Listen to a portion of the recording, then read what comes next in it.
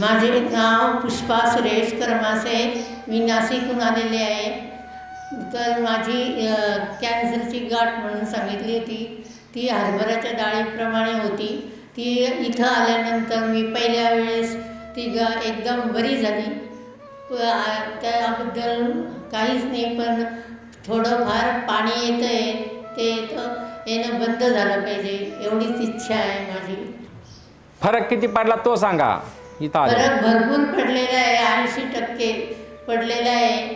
आज तर मात्र मला एकदम मोकळं वाटतंय.